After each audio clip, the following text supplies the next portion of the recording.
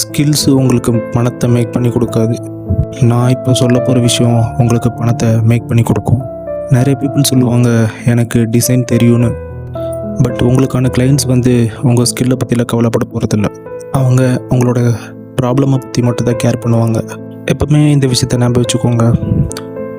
நீங்கள் உங்களோட ஸ்கில்லை செல் பண்ணாமல் உங்களோட சொல்யூஷன்ஸை செல் பண்ணுங்கள். ஒரு ஜாபுக்கே போகிறீங்க, சும்மா உங்களோட ஸ்கில்ஸ்லாம் போட்டுக்கிட்டு போயிட்டு ரெஸ்யூமே கொடுத்தா உங்களை செலக்ட்லாம் பண்ண மாட்டாங்க. ரியலாக உங்கள் கம்பெனிக்கு நீங்கள் என்ன சொல்யூஷனை கொடுக்க முடியும் அவங்க ப்ராப்ளம்க்கு, அப்போ தான் நீங்கள் கண்டிப்பாக செலக்ட் ஆகுவீங்க. இப்போயே போங்க, ஏதோ ஒரு ப்ராப்ளம் ஏதோ ஒரு கம்பெனிலையோ ஏதோ ஒரு விஷயத்துலையோ இல்லை உங்களுக்கு பிடிச்ச ஸ்கில்லையோ அதாவது அதில் ஸ்ட்ரகிள் பண்ணிகிட்ருக்காங்களா அப்படின்னு தேடுங்க. லீட்ஸை கண்டுபிடிங்க. இப்போ எவ்வளோ ஆன்லைனில் ஏஐ வந்துருச்சு. ஸோ ப்ராப்ளமுக்கான சொல்யூஷனை மட்டும் தேடுங்க.